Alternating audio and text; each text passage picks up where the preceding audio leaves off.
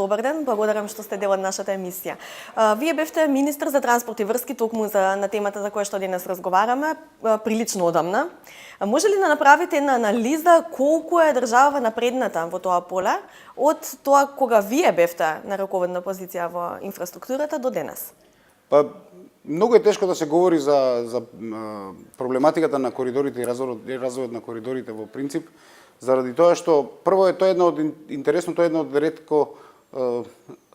многу ретко споменуваните теми во политиката, ако сакате во бизнис животот и се.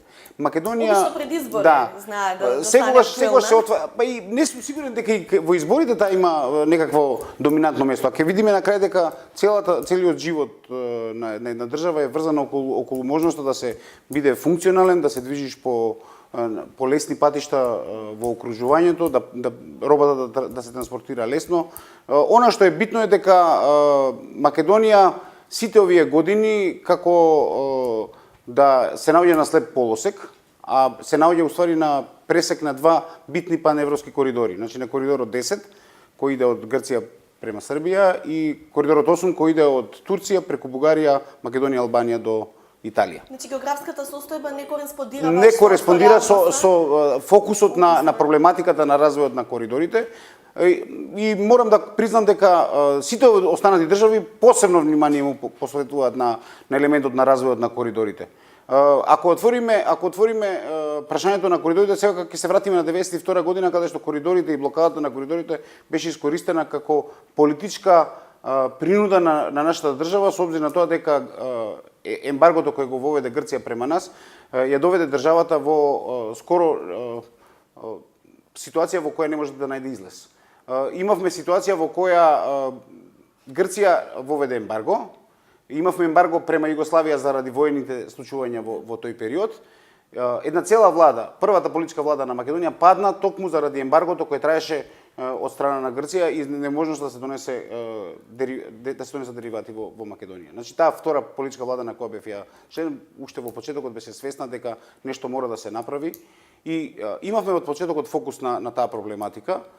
Морам да кажам дека кога ќе се соочите со таква драматична ситуација каква што имавме во тој момент, забележавме дека Македонија, ако и се прекинат тие базични патни и железнички коридори, е одсечена од светот. Ние немаме пристап на ниту едно пристаниште, ако не можете да се движите по релација север-југ. Во тоа време беше модерно да се разговара за паневропските коридори и петте држави на коридорот 8 се договоривме и таа година 92, далечна 92 година, подпишавме договор, меморандум за разбирање од сите држави кои се наоѓаат на коридорот, значи Турција, реков, Бугарија, Македонија, Албанија и Италија. Турција и Италија и денеска се многу фокусирани на проблематиката на развојот, особено на коридорот 8, заради тоа што тој е битен. Тој уствари ги поврзува Црното море со Јадранското море и е битен заради лесната комуникација на Блискиот Исток со Италија како една од најблиските дестинации на кои може да се дојде со превоз. Она што е битно дека ние многу го почитувавме тоа, баш дека се наоѓаме на тој коридор. Останатите држави побрзаа да си направат алтернативи. Дека е тоа битно, се покажа на конференцијата само 2 години подоцна, може да и не цели 2 години подоцна на Крит, каде што Грција брзо направи напор да го вметне коридорот кој денеска се вика Вија Игнација, устоли Александрополи и Губеница, кој е замена на овој коридор. Се движи малку по-јужно и уствари обезбедува истата функционалност. И денеска тој е веќе изграден коридор и функционира и тој го повлече значаен дел од сообраќајот кој се одвива од Турција према Европа. Сватиле веројатно дека тука работите ќе одат потешко. Мислам дека ја не слушам многу често анализи на оваа проблематика, а битни се. Битно е да се разбере дека и покрај тоа што можда не е толку забавно како некои дневно политички случувања во државата, битно е да се разговара дали тоа што оваа структура е битна за развојот на генерално на економијата. И овдека би сакал сега да ви раскажам една приказна која може да ќе биде интересна. Направена е слика на Европа, ноќно време, 2010 година, во која можело да се забележи дека Европа не е осветлена подеднакво. Значи има сегменти на Европа кои се осветлени многу и има сегменти кои се мрачни. И некако тоа ја иницирало амбицијата да се открие која е причината заради неравномерниот развој. Некако светлата индицираат и се во директна корелација со развиеноста на регионите во Европа. Се покажува дека една група од економисти, научници, дошле до идеја да го споредат осветленоста на Европа со мапата на стари римски патишта од 117 година, кога била Рим многу развиен. Ја поставиле мапата на осветленоста и нашле енормно голема корелација помеѓу развојот на патиштата римски и развојот на државата. Подоцните истражувања покажале дека тие се директна консеквенца на развојот на денешните современи патишта и се во директна релација со економскиот раст во тие периоди. Значи, не е случајно. Коридорите не се прават само за да го подобрат комуницирањето од точка А до точка Б или да ги поврзат луѓето од точка А до точка Б. Тие некогаш влијаат и на развојот. Значи, они се многу посериозен чинител на развојот на...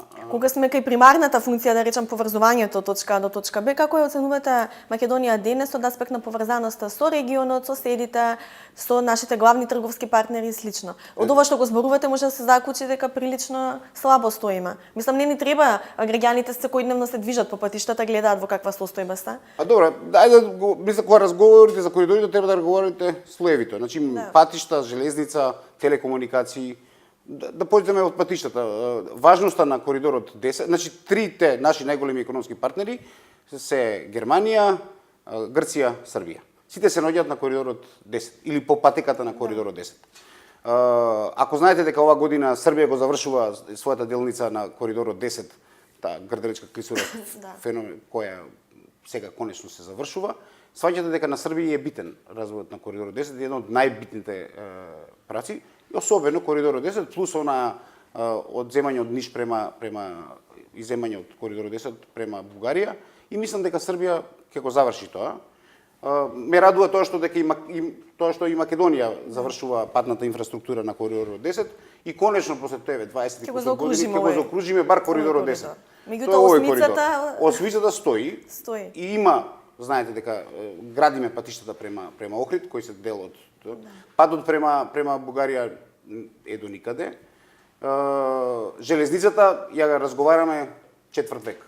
И од тогаш до денеска ништо драматично. Кои се причините? Што мислите? Освен да речеме недоволно внимание, посветување и слично, на што се должи ова неангажираност? Знаете како инвестициите во инфраструктурата немаат невидлив импакт веднаш, нема популизам. Значи во нив треба да се инвестира, а бенефитите ќе ги собирате низ годините подоцна. Некоја друга влада ќе ги собере бенефитите на нешто. И тоа често ви се случува зашто они другите да го земат бенефитот од инвестицијата во инфраструктурата. А од друга страна па државата мора да функционира. Ако земете сега ова што се случува сега, апсолутно мислам дека требало да се случи многу порано. Претходната влада обвинува за инвестиции непродуктивни и едно друго. Мислам дека единствената сериозна замерка е што не почна со инвестиции во инфраструктурата на почетокот на мандатот, а она другото да го правеа подоцна.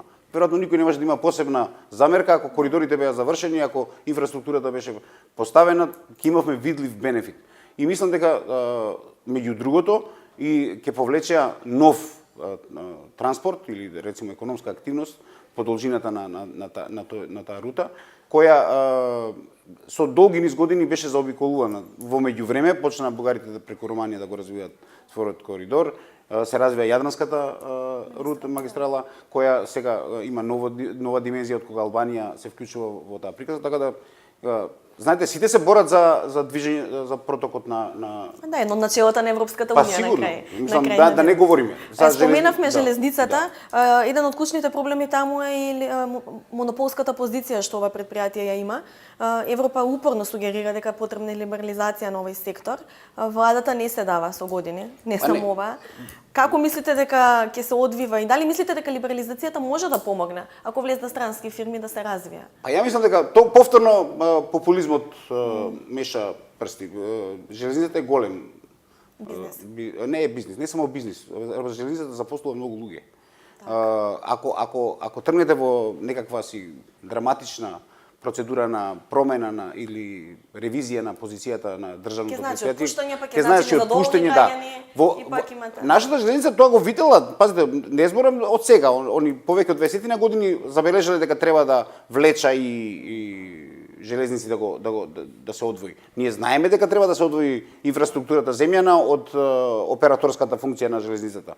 И моментално светскиот тренд, без разлика колку тоа глупо да ни звучи, иде по правец на тоа да земјените линкови, односно железничките пруги се во собственост на државите и за тоа се плаќа километар тон, а операторите работат по принципот на кој работат авиокомпаниите. Значи, ви имате современиот концепт на превоз со железници, разбира дека еден оператор го зима возот од позиција некаде било каде во Европа и го носи на некоја позиција која не се работи во државата. Доскоро уште имаме концепт во кој националните железници си го превземаат вагоните на секој граничен прелаз. И тоа додатно прави чекање и успорување на движењето. А да не говориме дека Балканот е пун со граници, да не говориме дека Балканот е пун со функционални, нефункционални, полуфункционални предпријатија. А да не говориме тоа. Нестандардни железнички принципи. Југославија дека беше едно, може да имавме некаква хармонизација на сигнализациите. Сега имаме проблем со хармонизација на сигнализацијата по цела должина. Се говори за мултимодални возови, се говори за нова концепција на возење по железници кои треба да бидат апсолутно модернизирани. Ние сме далеко. Да, колку е сега важна од аспект на економијата поврзаноста на државата инфраструктурна? Еве вие сте собственик на фирма, знаете колку и како значи транспортот и брзината на транспортот, па и цената. Па добро. Значи, колку мислите дека таа корелација? Има сектори каде што транспортот е многу битна позиција. За земјоделието каде што се ниски цените, транспортот поисто така игра голема улога. Во мојот бизнис, да кажеме, во информатиката, тоа е мал дел од приказката, нашата роба патува по жица. Тоа значи дека нема ни плаќаме горе транспорт, ама она што е битно дека сепак има делови и позиции и би било добро заради ефикасност и заради брзина да се комуникацијните линкови добри, да транспортот се отвива несметано и ви реков, клучната работа е застојот на границите. Сите овие години многу малку се поработи на тоа да се убрзаат постапките за транзит низ државите низ кои веројатно тоа со влезот во перспективна. Па нема, јас сум од оние кои не веруваат дека влезот во ЕУ би можел драматично да ни помогне. Ние треба да преживееме до влезот на ЕУ. Мислам, јас очекувам дека пред 2030 година ние немаме шанса да бидеме дел од Европска унија, тоа значи дека добри, да кажеме 11-12 години треба да преживееме до тогаш. Така да треба да бидеме реалисти. Ние треба да си ја завршиме нашата домашна работа и да се трудиме да со секој нареден чекор имаме подобра и подобра. Како тоа практично да се изведе? Ве прашуваме ве за неколку да наброите клучни проекти според вас во инфраструктурата што треба денес да почне да стартува за да дадат ефект додека преживуваме. Го споменавте коридор 8, кои се тие другите елементи што треба да се клучат? Еве на пример, кога имате проблем, ќе го споменам Косово, тогаш и сте фокусирани на проблемот, го решавате проблемот. Косово беше отсечено комплетно. Ако се додадете на таа работа дека у комуникацијата со Србија имаат сериозни проблеми, за нив тоа беше отсечена територија без никаква шанса за комуникација. Отварањето на коридорот према Албанија, значи преку Кукс таа линија, еден многу тежок пат кој проаѓа. Што брзо се изгради. Што многу брзо се изгради.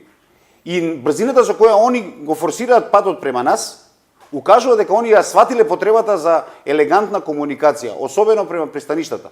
И сега ќе видите дека они ќе излезат побрзо на пристаништата во Драчи и Солун, ќе сватите уствари дека нивната фокусација на патиштата била добра.